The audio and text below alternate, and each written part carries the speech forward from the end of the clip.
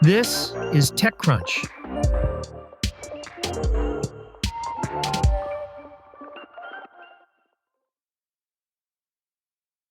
Cybersecurity giant CrowdStrike has confirmed firing a suspicious insider last month who allegedly fed information about the company to a notorious hacking group.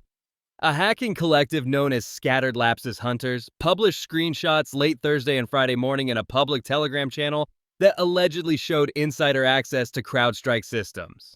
The screenshots, which TechCrunch has seen, show dashboards containing links to company resources, including a user's Okta dashboard used by employees for accessing internal apps. The hackers claimed in the Telegram channel to have compromised CrowdStrike through a recent breach at Gainsight, a customer relationship management company that helps Salesforce customers track and manage their own customers' data. The hackers said they used information stolen from Gainsight to break into CrowdStrike. But CrowdStrike says the hackers' claims are false and says it terminated the insider's access after the company determined he shared pictures of his computer screen externally.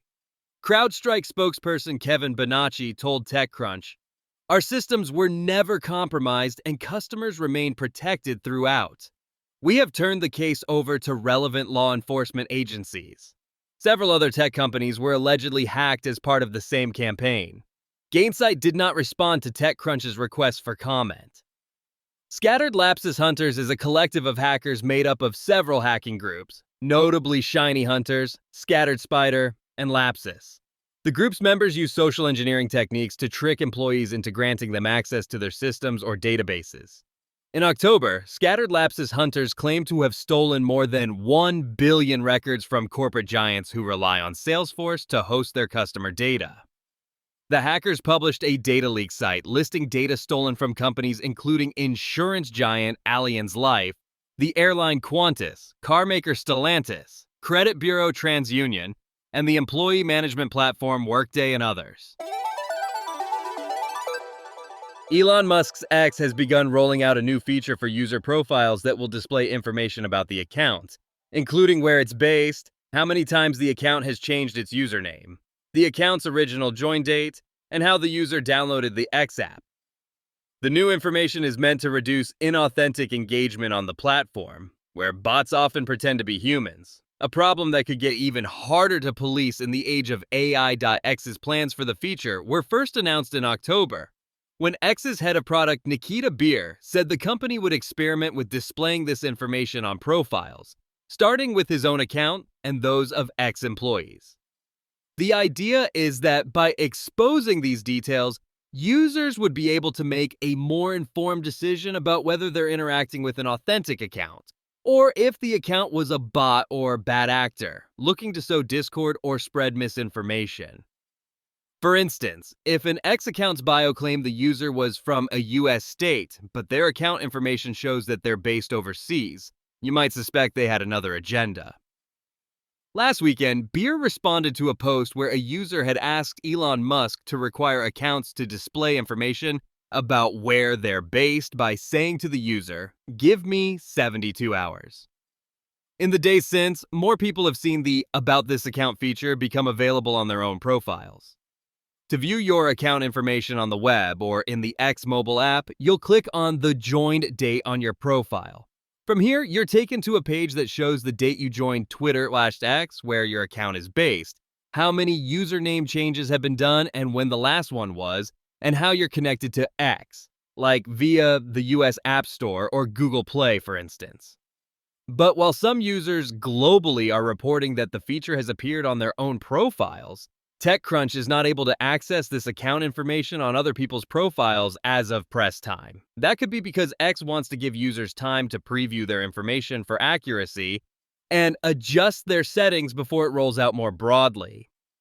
Specifically, X allows users to adjust whether or not the feature displays their country, or if it only displays their geographical region. Originally, the company had said this would be an option in areas where free speech could have penalties. But we're finding that even US users can choose to set their profile to display either their country or their region or continent. Country is the default, however. To make the change, you can access the About Your Account setting under the X app's privacy and safety settings.